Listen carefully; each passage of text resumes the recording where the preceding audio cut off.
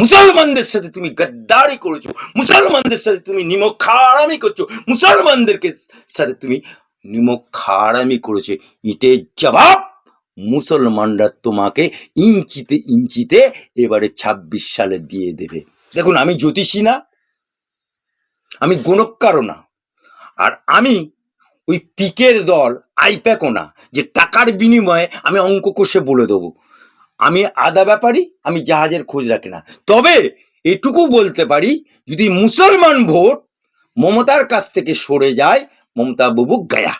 দিল্লি হাজার চুয়া খেয়ে বলে হজ में जा रहा है, दिल्ली হাজার চুয়া খাকে বলে হজ में जा रहा है। অভিষেক বাবু ভুয়ো 7 লক্ষ ভোটে জেতা ডায়মন্ড হারবারের এমপি, তিনি মাননীয় আমাদের যে নির্বাচন কমিশন আছে তার কাছে লিখিত করে এফিডেভিট দিয়ে বলেছিল উনি নাকি ঘর ভাড়া দিয়ে খায়। নাম্বার 1। নাম্বার 2, উনি এমন এমপি, এমন মেম্বার অফ পার্লামেন্ট যার কোনো ব্যাংক অ্যাকাউন্ট নেই। তাই আমি অভিষেক বাবুকে বলতে চাই, রাজনীতি করতে গেছে, ব্যাংকের অ্যাকাউন্ট নেই, রাজনীতি করতে এসে নির্বাচন কমিশনের কাছে এফিডেভিট দিয়ে বলো তুমি ঘর ভাড়া দিয়ে খাও, তাহলে নট করো অভিষেকের বাচ্চা, আমি অ্যাডভোকেট আলী আব্দুল চাঁদ বলছি, তাহলে লিপস এন্ড বাউন্স কোম্পানিটা কার? তাহলে বলো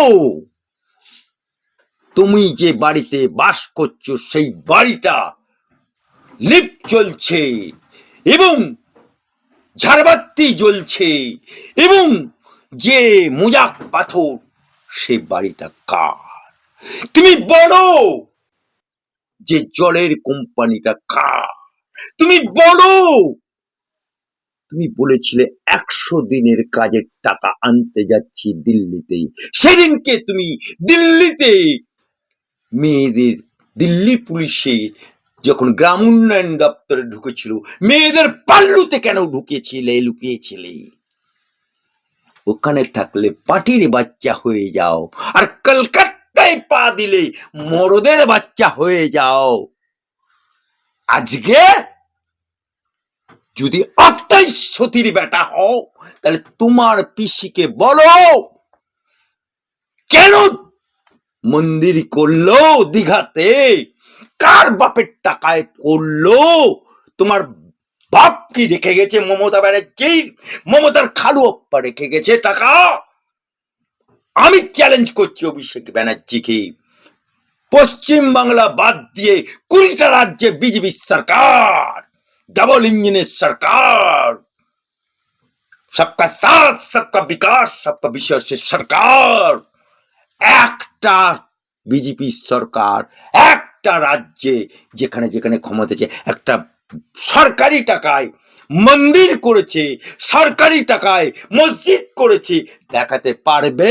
কিন্তু তোমার পিসি মন্দির তৈরি করলো দীঘাতে, মুসলমানরা বলল মন্দির করেছো করো, একটা মসজিদও করো, করলো না।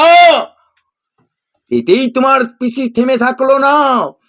মহাকাল মন্দির পাহাড়ে থাকে, সেই পাহাড় থেকে মহাকাল মন্দির নিচে নামিয়ে নিয়ে এসে সেখানে 25 একর জায়গা দিল মহাকাল মন্দির করার জন্য।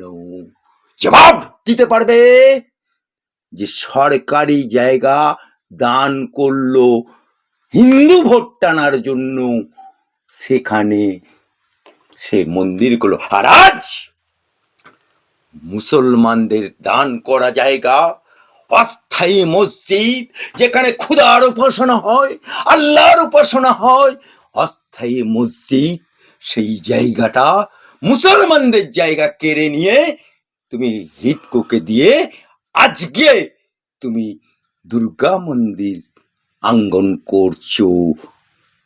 আগে তোমার পিসিকে বলো এগুলো বন্ধ করবে। বগল মে ইট রেখে আল্লাহ আকবার, তাই না, চালুনি আবার ছুঁচেছে বিচার করছে। আর মমতা ব্যানার্জি করলে লীলা। আর হুমায়ুন কবির মুসলমান ঘরের ছেলে, সে কারো বাপের টাকা না নিয়ে, সে নিজের টাকা সরকারি জায়গায় না নিয়ে জনগণের টাকায় মসজিদ করছে। অর্থাৎ মমতা বাবু করলে, মমতা বেগম করলে হিন্দুদের জন্য করলে লীলা, আর হুমায়ুন মুসলমানদের জন্য মসজিদ করলে বিলা।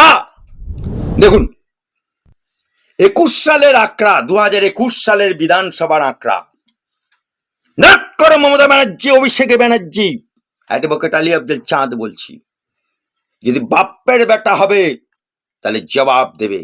21 সালের আঁকড়া বলছে 5 to 7% হিন্দু ভোট পেয়েছে, বাকি সব মুসলমান ভোটে জিতে কুর্সিতে বসে আছে মমতা ব্যানার্জি।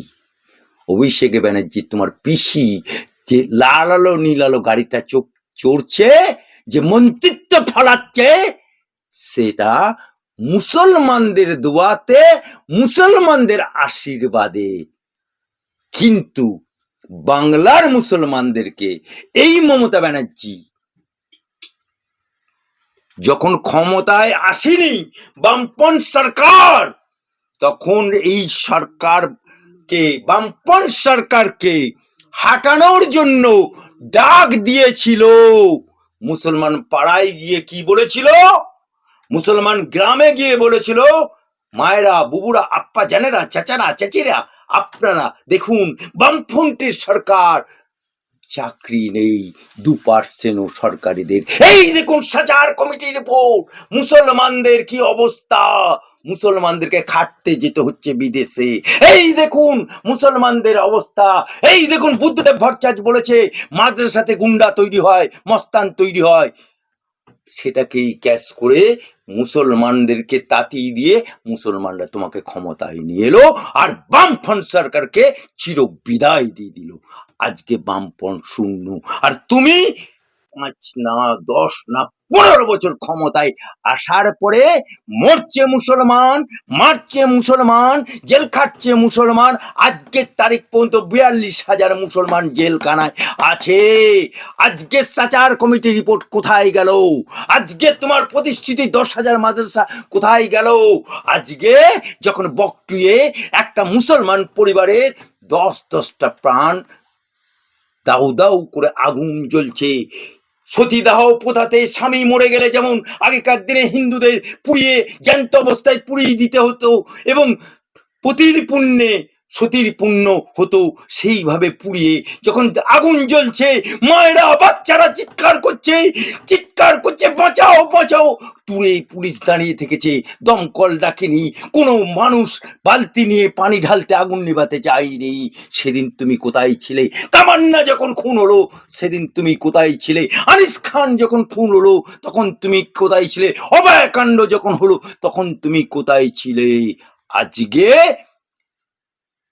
যখন ওয়াকফ বিল পাস হলো এই মুর্শিদাবাদ জেলার গদগদ মুসলমান এলাকায়, এই বহরমপুরের বুকে, তুমি চিৎকার করে কি বললে? मैं हूं ना, मैं हूं, মমতা খালা হুঁ।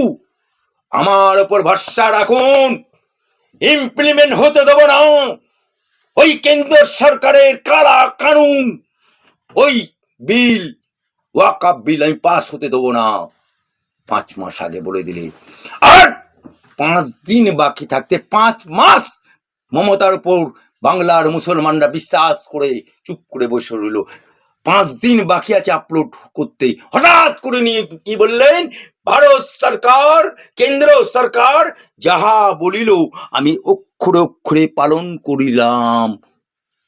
মুসলমানদেরকে তো তুমি ধাক্কালকে নদীর কিনারায় ফেলে দিলে।